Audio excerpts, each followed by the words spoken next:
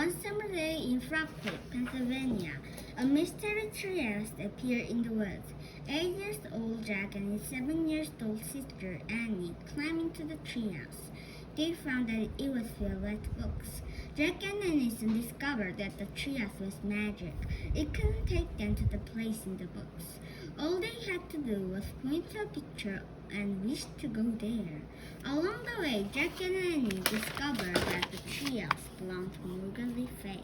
Morgan is a magical librarian of Camelot. The long-ago kingdom of King Arthur, she traveled through time and space gathering books. In Magic Treehouse Book 5, Chapter 5-8, Jack and Annie have free Morgans from a spell. In Book 9, Chapter 9-20, they solve 4 essential riddles and become master librarians. In Magic Treehouse Book 30-60, Jack and Annie have to save 4 essential stories from being lost forever. In Magic Treehouse Book 17-20, Jack and Annie free a mystery little dog from a magic spell. In Magic Treehouse Book 21-24, Jack and Annie have a new challenge. They must find 4 special kinds of writing from Morgan's library to help save Camelot.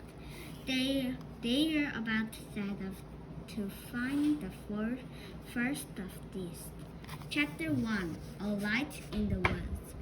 Jack looked out his window. It was a dreary Sunday afternoon. There were dark clouds in the sky. Thunder rumbled in the distance. Jack stared down the street at the Frog Creek Woods. When is the magic treehouse coming back? He wondered.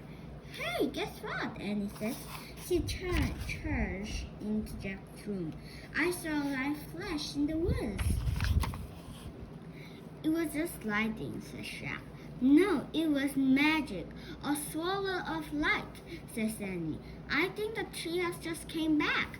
I'm sure it was just lightning, Jack says. Did you hear the thunder? Yeah, says Annie. But let's go check anyway. She started out of Jack's room. Then she peeked back in. Bring your backpack. Just in case, she says. Just what Jack was always glad for a change to look for the magic treehouse. He grabbed his backpack and followed Annie down the stairs. Where are you two going? Their mom called. Out to play, says Annie. Don't go far, says their mom. And come in if it starts to rain. We will, says Jack. Don't worry. They slip out the front door. Then they ran up the street and into the Frog Creek Woods. The woods were dark under the storm. A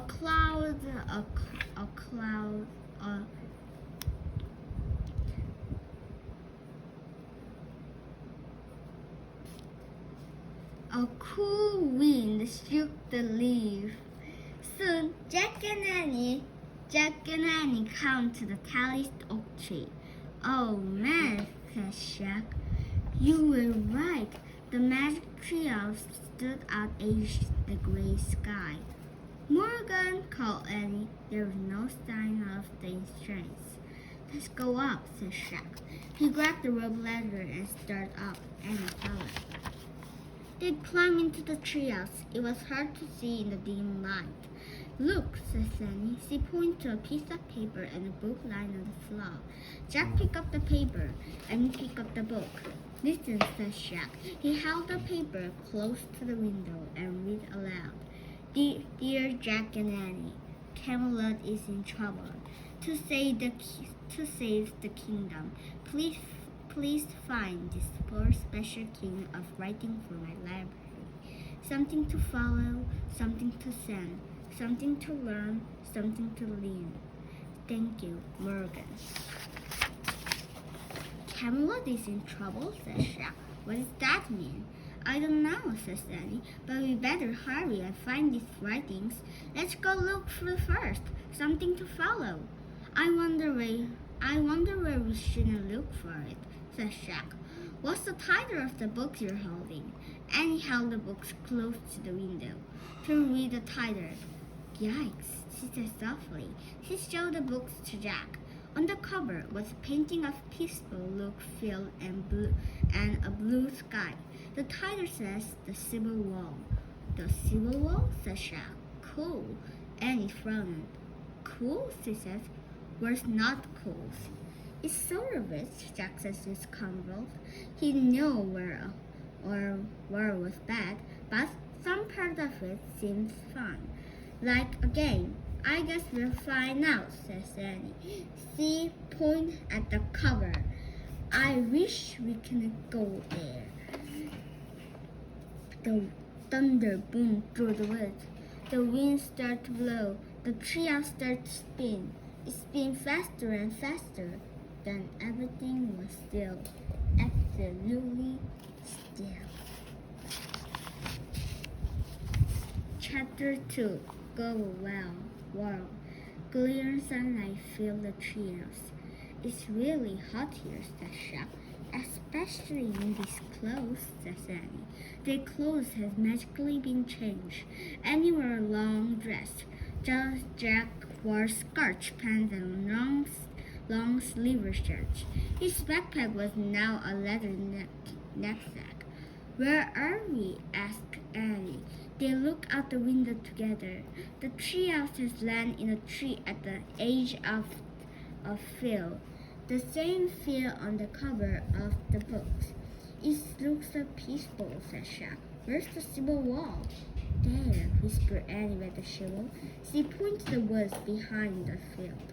Jack saw soldiers riding a horse out of the woods. The horse was covered with mud. The soldier's blue uniform was torn. His arms was bloody. Other man flew into the field. His blue uniform was in rags too. His hands was bandaged. Oh man, whispered Jack. Who are they? He opened the civil wall books and found a painting of some soldiers in blue. He read to Annie. The civil wall is also called the wall between the stars because it was fight between the soldiers and Northern stars of the United States. Soldiers wore gray uniform and were called Confederate soldiers. North has wore blue uniform and were called United soldiers. So there's United soldiers, said Jack.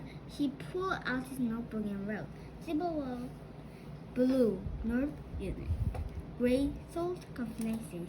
Jack looked at his books again. He read aloud.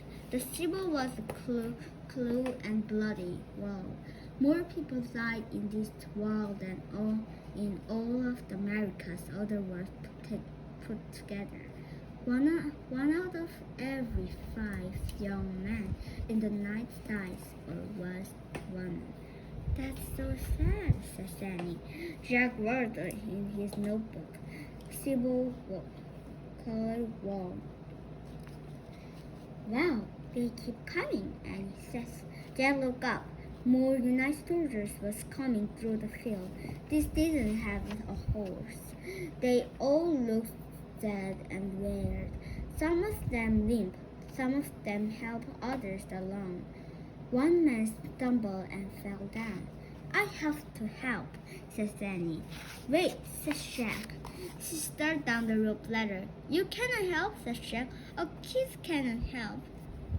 But Annie kept going. Don't forget, we have to find some special writing from Morgan's, Jack called in a loud whisper. Something to follow. He picked the Civil War books and his notebook in a knapsack. Then he started down the ladder. When he stepped onto the ground, Jack saw Annie in the distance. She was holding her hands out the fallen soldiers. She helped him to his feet. The soldiers slowly started to walk again. Annie walked beside him. No, brother, said Jack, and he hurried to catch up with Annie. The sun was scorching hot as Jack Jack ran through the dry field. He was sweat in his scratched clothes. He caught up with Annie together. They walked silent with the soldiers. At the edge of the field was a steep hill. Everyone stopped and gazed at the sight below them. Rows and rows of white tents. Thank goodness that the soldiers beside Jack were seen.